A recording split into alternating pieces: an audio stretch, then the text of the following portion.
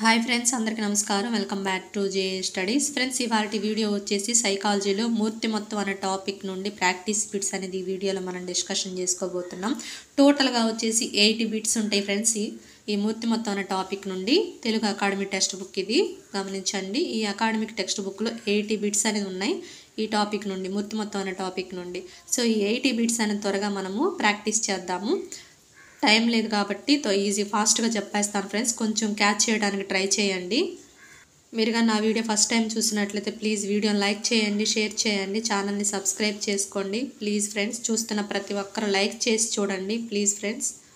Time లేకపోయినా ఈ bits అనేది మీకు యూజ్ అవుతాయి అనే ఉద్దేశంతో నేను వీడియోస్ అనేది అప్లోడ్ చేయడం జరుగుతుంది ఫ్రెండ్స్. ప్లీజ్ వీడియోని లైక్ చేసి చూడండి, ఓకేనా ఫ్రెండ్స్. ఫస్ట్ బిట్ చూడండి. ఫ్రాయిడ్ మనోవిశ్లేషణ సిద్ధాంతంలో ఈ క్రింది మనోలైంగిక వికాస దశల సరైన క్రమం అని అడిగారు. చూడండి, గుప్త దశ, ఆసన దశ, మౌఖిక దశ, జనాంగ దశ, శిశ్న దశ. ఇక్కడ వచ్చేసి కింద ఆప్షన్స్ రాంగ్ ఇచ్చాడు ఫ్రెండ్స్. నేను ఇక్కడ ఎక్స్ప్లెయిన్ చేస్తాను చూడండి. ఫస్ట్ వన్ వచ్చేసి మౌఖిక దశ, ఫస్ట్ వన్. సెకండ్ వచ్చేసి ఆసన దశ, థర్డ్ వన్ వచ్చేసి శిశ్న దశ, తర్వాత వచ్చేసి గుప్త దశ, నెక్స్ట్ వచ్చేసి జనాంగ దశ. ఇది ఫ్రెండ్స్ ఆర్డర్, గుర్తుపెట్టుకోండి. ఫస్ట్ మౌఖిక దశ, ఆసన దశ, శిశ్న దశ, గుప్త దశ, జనాంగ దశ. దీని గురించి చూపిస్తాను చూడండి ఫ్రెండ్స్. మనోలైంగిక వికాస దశలు మౌఖిక దశ, ఆసన దశ, శిశ్న దశ, గుప్త దశ, అదేవిధంగా జనాంగ దశ. సో ఈ ఏరియా నుంచి కూడా టెట్లో 2 టైమ్స్ అనేది బిట్ రావడం జరిగింది. మనకి డిఎస్సిలో కూడా ఈ సిలబస్ ఉంది కాబట్టి ఒకసారి చూసుకోండి, ఓకేనా ఫ్రెండ్స్. నెక్స్ట్ బిట్ చూడండి. హిపోక్రటస్ పేర్కొన్న మూర్తిమంత వర్గీకరణలో ఔత్సుక్యునికి చందని లక్షణం అని అడిగారు. చందని లక్షణం అడిగారు ఫ్రెండ్స్, గమనించండి. ఆశాజీవులు సంతోషంగా ఉంటారు, వీరిలో రక్తం ఎక్కువగా ఉంటుంది, కోపశాలలు. సో చందని లక్షణం ఏదంటే కోపశాలలు. దీని గురించి డిస్కషన్ చేసుకుందాం చూడండి ఫ్రెండ్స్. రూపోపగమ సిద్ధాంతాలు. ఈ రూపోపగమ సిద్ధాంతాలు వచ్చేసి హిపోక్రటిక్స్ వైద్యశాస్త్ర పితామహుడైన గ్రీకు శాస్త్రవేత్త చిత్తవృత్తులు శరీర స్వభావాన్ని బట్టి వ్యక్తులు 4 రకాలుగా వర్గీకరించడం జరిగింది. ఔత్సుకుడు, విష్ణువు, పైత ప్రవృత్తి, శ్లేష్మ ప్రవృత్తి. సో ఇవి చూసుకోండి, లక్షణాలు వాళ్ళ శ్రావకం చూసుకోండి. ఔత్సుకుడు అంటే రక్తము, విష్ణువు అంటే నల్లని పైత్యరసం, పైత్య ప్రవృత్తి వచ్చేసి పసుపు. సో ఈ కలర్స్ చూసుకోండి, వాటి లక్షణాలు చూడండి. గత టెట్లో 2 టైమ్స్ అడగడం జరిగింది ఈ టాపిక్ మీద, ఓకేనా ఫ్రెండ్స్. నెక్స్ట్ బిట్ చూడండి, థర్డ్ బిట్టు. క్రెష్మర్ ప్రకారం ఉల్లాసంగా బాహ్యవర్తనులుగా ఉండేవారు ఎవరంటే ప్రియవరకాయలు. సో వీళ్ళే ఫ్రెండ్స్ బాహ్యవర్తనులుగా ఉల్లాసంగా ఉండేది. వీళ్ళు పొట్టిగా లావుగా ఉంటారు. వీళ్ళ లక్షణాలు అనేది పొట్టిగా లావుగా ఉండటం జరిగింది. అదేవిధంగా ఉల్లాసంగా బాహ్యవర్తనులుగా ఉండేది ఎవరంటే ప్రియవరకాయలు. నెక్స్ట్ ఫోర్త్ బిట్ చూడండి. విన్సీ కొత్త వాళ్ళతో చాలా సులభంగా కలిసిపోయి మాట్లాడుతుంది. యూంగ్ ప్రకారం విన్సీ ఈ వర్గానికి చెందుతుంది అని అడిగారు. సో యూంగ్ వచ్చేసి అంతర్ముఖులు, బహిర్ముఖులు అనేది యూంగ్ అనేది వర్గీకరణ జరిగింది. సో అందరితో కలిసిపోయి మాట్లాడుతుందంటే ఆమె వచ్చేసి బహిర్ముఖులు. సో బహిర్ముఖుల వర్గానికి విన్సీ అనే అమ్మాయి చెందుతుంది. షెల్డన్ మూర్తిమత్వ వర్గీకరణ డాష్ ఆధారంగా చేస్తారు. షెల్డన్ షేపు అంటే ఆకృతి, సో శరీర ఆకృతి. షెల్డన్ మూర్తిమత్వం వచ్చేసి శరీర ఆకృతిని బట్టి 3 రకాలుగా వర్గీకరించడం అనేది జరిగింది. స్థూలకాయత, మధ్యమకాయత, లంబకృశకాయత. Next 6th one. పరివేష ప్రభావం, ఔదార్య లోపం, కేంద్రీయ ప్రవృత్తిమాన లోపం అనేవి దీని పరిమితులు. దేని పరిమితులు అంటే నిర్ధారణ మాపని పరిమితులు. నెక్స్ట్ బిట్ చూడండి ఫ్రెండ్స్. ఇంకా లైక్ చేయకుండా చూస్తున్న వాళ్ళు ఎవరైనా ఉంటే లైక్ చేయండి ఫ్రెండ్స్, ప్లీజ్ లైక్ చేయండి, లైక్ చేసి చూడండి. 7th bit. Minnesota multiphasic personality inventory గురించి సరికాని ప్రవచనం ఏంటి అని అడిగారు. దీనిని హతవే మెకల్ని రూపొందించారు, కరెక్టే. దీనిలో 550 ప్రవచనాలు ఉంటాయి, కరెక్టే. దీనిని 16 సంవత్సరాలలోపు వయసు గల వారికి ఉపయోగిస్తారు, కరెక్టే. ప్రతి ప్రవచనానికి ఒక కార్డు ఉంటుంది. ఇది సరికాని ప్రవచనం. So answer is 4th one. ఇది అప్రేక్షక పరీక్షల్లో భాగం అనమాట, ఈ మినెసోటా మల్టీఫేజింగ్ పర్సనాలిటీ ఇన్వెంటరీ అనేది. సో దీని సరికానిది కాబట్టి 4th వన్. నెక్స్ట్ మనోవైజ్ఞానికంగా ప్రక్షేపణం అనేది ఒక అచేతన ప్రక్రియ. మనోవైజ్ఞానిక ప్రకారంగా ప్రక్షేపణం అనేది అచేతన ప్రక్రియ. మూర్తిమత్వం అంచనాకు సంబంధించి సన్నివేశ పరీక్ష ఏది? మూర్తిమత్వం అంచనా వేయాలంటే సంబంధించిన సన్నివేశ పరీక్ష ఏదని అడిగారు. సో ఇక్కడ కింద ఆప్షన్స్ రాంగ్ ఇచ్చాడు, ఈ బిట్టే wrong friends. So options wrong ఇచ్చాడు, ఆ బిట్ వదిలేసేయండి. నెక్స్ట్ 10th చూడండి. క్రింది వారిలో లక్షణ సిద్ధాంతవేత్త ఎవరు? Hippocrates, Kretschmer, Cattell, Spranger. లక్షణ సిద్ధాంతవేత్త అని అడిగారు ఫ్రెండ్స్. హిపోక్రటిస్ వచ్చేసి రూపోపగమన సిద్ధాంతాలకు సంబంధించిన వ్యక్తి. నెక్స్ట్ వచ్చేసి క్రెష్మర్, స్పాంజర్ వీళ్ళందరూ రూపోపగమ సిద్ధాంతాలకు సంబంధించిన వ్యక్తులు అనమాట. సో ఇక్కడ లక్షణ సిద్ధాంతవేత్త కాబట్టి కాటిల్. నెక్స్ట్ 11 స్ప్రాంజర్ దీని ఆధారంగా వర్గీకరించారు. దేని ఆధారంగా అంటే విలువల ఆధారంగా వర్గీకరించడం జరిగింది. నెక్స్ట్ 12 మనం చేసే పనులు సమర్థించి చెప్పుకునే రక్షక తంత్రం ఏది? సమర్థించి చెప్పుకోవడమే హేతీకరణ. నెక్స్ట్ ప్రశాంత్కు తన తల్లి మాటలు వినాలని లేదు, అలాగని ఆమెతో తిట్లు తినాలని లేదు. ఈ సందర్భంలో ప్రశాంత్ సంఘర్షణ ఏంటి? సో 2 మైనస్ వినాలని లేదు, తినాలని లేదు. 2 మైనస్ కాబట్టి పరిహార. అదే 2 ప్లస్లు అయితే ఉపగమ. ఓకేనా ఫ్రెండ్స్, అర్థమవుతుంది అనుకుంటున్నాను. 2 నెగిటివ్ అయితే పరిహార, పాజిటివ్ అయితే ఉపగమ. 14th బిట్ కూడా రాంగ్ ఫ్రెండ్స్, వదిలేసేయండి. నెక్స్ట్ 15th బిట్ చూడండి. క్రింది వారిలో రూప సిద్ధాంతవేత్త ఎవరు? క్రింది వారిలో రూప సిద్ధాంతవేత్త ఎవరంటే హిపోక్రటీస్. ఇందా చెప్పుకున్నాం కదా, హిపోక్రటీస్ వచ్చేసి రూప సిద్ధాంతవేత్త. ఇతను వచ్చేసి లక్షణ సిద్ధాంతవేత్త. సిగ్మండ్ ఫ్రాయిడ్ మనోవిశ్లేషణ సిద్ధాంతవేత్త. ఎరిక్సన్ వచ్చేసి మనోసాంఘిక సంబంధించిన వ్యక్తి. సో 16th చూడండి. ఒక వ్యక్తికి తనపై అధికారిపై కోపం వచ్చింది. ఆ కోపాన్ని ఆఫీసులో తనపై అధికారిపై ప్రదర్శించలేకపోయాడు. దాంతో ఆ కోపాన్ని ఇంట్లో ఉన్న పిల్లలపై చూపాడు. ఇక్కడ ఉపయోగించిన రక్షక తంత్రం ఏది అన్నాడు? ఏదంటే విస్థాపనం. దమనం అనేది మర్చిపోవటం, దమనం కాదు.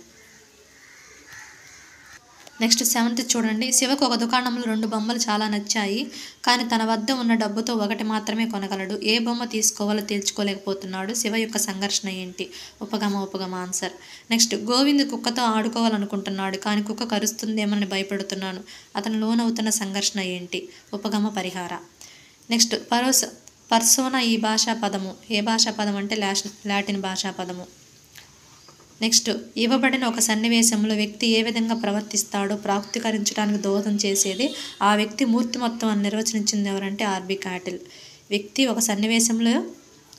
ఇవ్వబడిన ఒక సన్నివేశంలో వ్యక్తి ఏ విధంగా ప్రవర్తిస్తాడో ప్రాప్తికరించడానికి దోహదం చేసేది ఆ వ్యక్తి మూర్తిమత్వం అని నిర్వచనం ఇచ్చింది ఎవరంటే ఆర్బీ క్యాటిల్. నెక్స్ట్ బిట్ 21 క్రింది వాటిలో మూర్తిమత్వ లక్షణం ఏంటి అని అడిగారు. ఫ్రెండ్స్, మూర్తిమత్వ లక్షణాలు కూడా ఒకసారి చూసుకోండి. ఇలా కానిది ఏంటి, అయినది ఏంటి అని అడగడానికి అవకాశం ఉండిద్ది. ఇక్కడ మూర్తిమత్వం లక్షణం ఏంటి అని అడిగారు. మూర్తమైనది, అస్థిరమైనది, మాపనం చేయొచ్చు, గతిశీలకమైనది. మూర్తిమత్వ లక్షణం వచ్చేసి గతిశీలకమైనది. So answer is 4th one. Next మూర్తిమత్వ లక్షణం కానిది ఏంటి అని అడిగారు. ప్రత్యేకమైనది కరెక్టే, అనుభవాల ద్వారా ఏర్పడుతుంది, వైయక్తిక భేదాలు ఉండవు, గమ్య నిర్దేశకమైనది. వైయక్తిక భేదాలు ఉండవు అనేది మూర్తిమత్వ లక్షణం కాదు ఫ్రెండ్స్. దీంట్లో మూర్తిమత్వ లక్షణం వైయక్తిక భేదాలు అనేది ఉంటాయి, ఇక్కడ ఉండవు అని ఇచ్చాడు కాబట్టి so answer is 3rd one.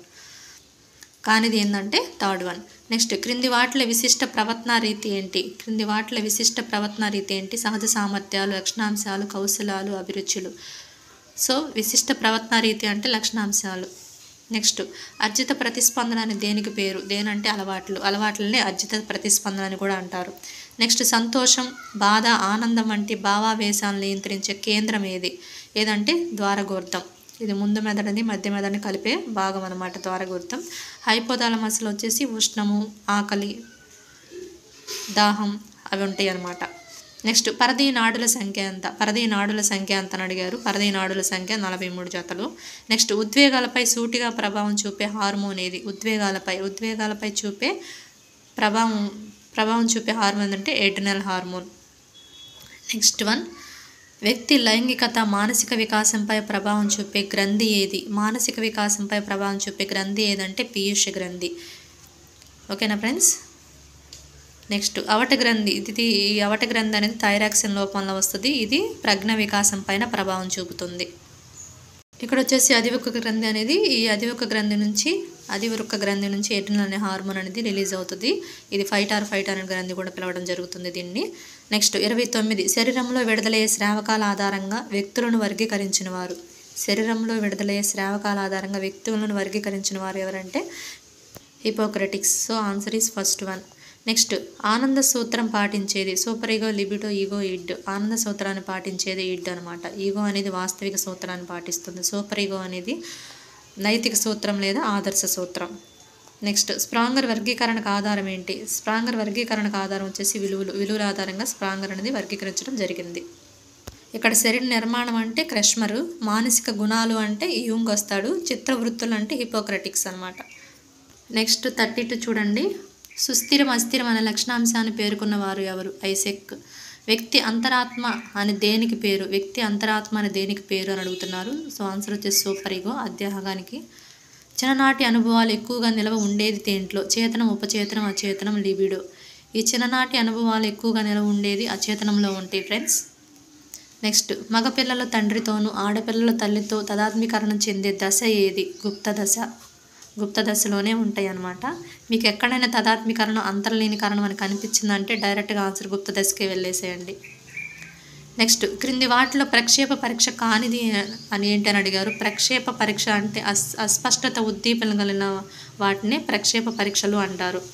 So దాని ద్వారా పిల్లల మూర్తిమత్వాన్ని అంచనా వేయడానికి చేస్తారు ప్రక్షేప పరీక్షలు అనేది. వీటిలో ప్రక్షేప పరీక్ష కానిది అని అడిగారు, గమనించండి. పిల్లల గ్రాహ్య పరీక్ష CAT, పద సంసర్గ పరీక్ష, రోషక్ శిరామరకల పరీక్ష, మూర్తిమత్వ శోధికలు. ఇది ప్రక్షేప పరీక్ష కానిది. ఇది వచ్చేసి అప్రేక్ష పరీక్ష అనమాట. మూర్తిమత్వ శోధికలు అనేది కానిది అడిగాడు కాబట్టి థర్డ్ వన్. నెక్స్ట్, W5 అనేవి రోషక్ శిరామరకల పరీక్షల్లో కనిపించే ప్రాంతం ఏంటి? సో ఇక్కడ చూడండి, వీటి గురించి చూపిస్తాను. చూడండి ఫ్రెండ్స్, ప్రక్షేప పరీక్షలు అర్ధరహిత ఉద్దీపనలు సమాధానం రాబట్టడం ద్వారా మూర్తిమత్వాన్ని అంచనా వేసే పరీక్షలనే ప్రక్షేప పరీక్షలు అంటారు. ఓకేనంటే అస్పష్ట ఉద్దీపనలు గల చిత్రాలు ఏదైనా సన్నివేశాలైన ఉద్దీపనలకి ప్రతిస్పందన చేయడం ద్వారా మూర్తిమత్వాన్ని అంచనా వేస్తారనమాట. ఇక్కడ అచేతన ప్రవర్తన అంచనా వేయడానికి ఉపయోగపడేది ప్రక్షేప పరీక్షలు. వాటిలో శిరామరకల పరీక్ష ఉంటుంది. దీంట్లో కొన్ని 4 అంశాల ఆధారంగా మూర్తిమత్వాన్ని అంచనా వేశారు. దీంట్లో చూడండి, ఫస్ట్ వన్ వచ్చేసి స్థానం లేదా ప్రదేశము, విషయము. నెక్స్ట్ వచ్చేసి నిర్ణయకాలు. చూడండి, నిర్ణయకాలు, మౌలికత, ఇతివృత్త గ్రాహిక పరీక్ష, పిల్లల గ్రాహిక పరీక్ష, వాక్యపూరణ పరీక్షలు. చూడండి, ఇవి వచ్చేసి మొత్తం వచ్చేసి ప్రక్షేప పరీక్షలు ఫ్రెండ్స్. ఇవన్నీ ప్రక్షేప పరీక్షలు. దీంట్లో వచ్చేసి చూడండి, రోషక్ శిరామరక పరీక్షలో స్థానం లేదా ప్రదేశం, W వచ్చేసి మొత్తం హోల్ రెస్పాన్స్. నెక్స్ట్ D వచ్చేసి లార్జ్ డీటెయిల్స్, స్మాల్ d వచ్చేసి స్మాల్ డీటెయిల్స్, S వచ్చేసి స్పేస్ ఖాళీ ప్రదేశము. ఇది ప్రయోజుడు ఏ భాగం చూసి ప్రతిస్పందిస్తాడో తెలియజేసే భాగం అనమాట ఇది. నెక్స్ట్, విషయం కింద వచ్చేసి శిరామరకుల్లో ఏం చూశాడనే విషయాన్ని తెలుపుతుంది. విషయంలో ప్రయోజుడి శిరామరకులు ఏం చూశాడనే విషయాన్ని తెలుపుతుంది.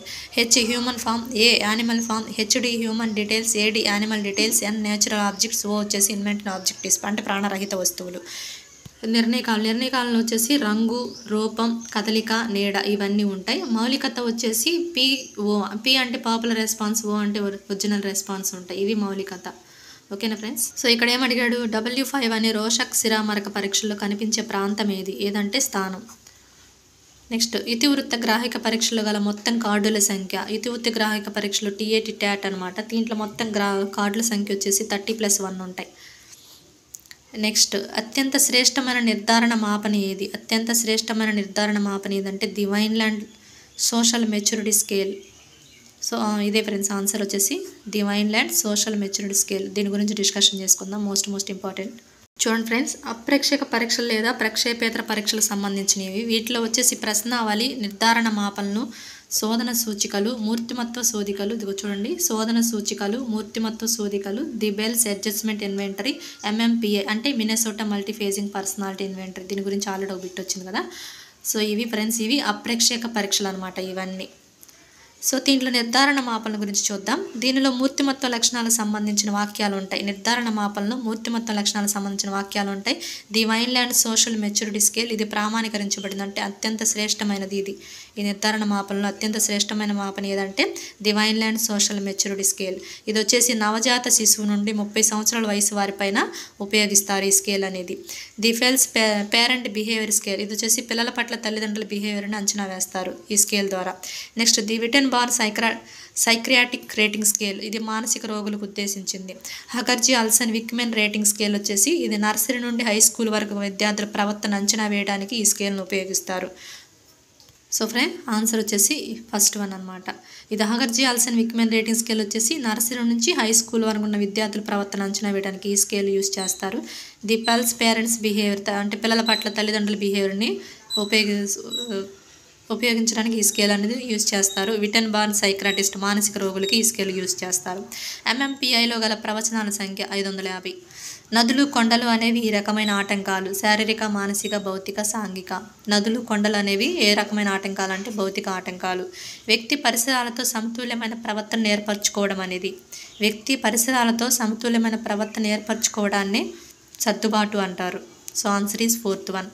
నెక్స్ట్ 43 బిట్ చూడండి ఫ్రెండ్స్. ఇంకా లైక్ చేయకుండా ఉంటే లైక్ చేయండి ఫ్రెండ్స్, ప్లీజ్ లైక్ చేయండి. లైక్ చేసి చూడండి. పరీక్షలు రాయాలని లేదు, ఫెయిల్ అవ్వాలని లేదు. ఈ రకమైన సంఘర్షణ ఏది? పరీక్ష రాయాలని లేదు, ఫెయిల్ అవ్వాలని లేదు. సో ఇది రెండు నెగిటివ్ కాబట్టి పరిహార.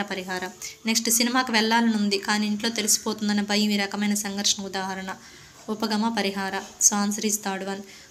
ఒక సినిమాలో పాటలు బాగున్నాయి, కథ బాగలేదు. వేరొక సినిమాలో కథ బాగుంది, పాటలు బాగలేవు. ఇప్పుడు ఏ సినిమాకి వెళ్ళాలి అని దానిలో ఇమిడి ఉన్న సంఘర్షణ ఏది? ఇక్కడ క్వశ్చన్ బాగా చూడండి. ఒక సినిమాలో పాటలు బాగున్నాయి, కథ బాగలేదు. వేరొక సినిమాలో కథ బాగుంది, పాటలు బాగలేవు. అప్పుడు ఏ సినిమాకి వెళ్ళాలో అని దానిలో ఇమిడి ఉన్న సంఘర్షణ వచ్చేసి ద్వి ఉపగమ పరిహార. So answer is second one. విషమయోజనాలకు కారణం కానిది ఏంటని అడిగాడు. విషమయోజనానికి కారణం కాని శక్తి మించిన కోరికలు, దృఢ సంకల్పం, ఆత్మవిశ్వాసం లేకపోవడం, సంకుచిత స్వభావం. ఇక్కడ ఏమన్నాడంటే ఇక్కడ కారణం కానిది అని అడిగాడు. సో ఆన్సర్ వచ్చేసి దృఢ సంకల్పం. 47 చూడండి. అధిక ఒత్తిడి ఎక్కువగా గురైన విద్యార్థి సమయోజన కలిగి ఉంటాడు, సంతృప్తికి లోనవుతాడు, ఆనందానికి లోనవుతాడు, విషమయోజనానికి గురి కావచ్చు. అధిక ఒత్తిడి ఎక్కువ గురైన విద్యార్థి వచ్చేసి విషమయోజనానికి గురి కావచ్చు. So answer is fourth one. Rani Manimala ప్రేమించుకున్నారు కానీ పెద్దల కులాలు వేరని ఈ వివాహాన్ని అంగీకరించలేదు. అయినా ఇదే రకమైన ఆటంకం, సాంఘిక ఆటంకం.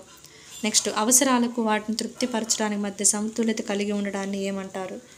సర్దుబాటు అంటారు. So answer is first one. ఉపాధ్యాయుడు మందలిస్తే కొద్ది కాలం తర్వాత విద్యార్థి ఆ విషయాన్ని మర్చిపోవడం దీనికి ఉదాహరణ. సో మర్చిపోవడం కాబట్టి దమనం. ఇది ఫ్రెండ్స్ ఇవాల్టి వీడియో. రిమైనింగ్ వచ్చేసి రేపటి వీడియోలో అప్లోడ్ చేస్తాను. ఈ వీడియో కానీ మీకు నచ్చినట్లయితే please like and share, subscribe. Thank you friends.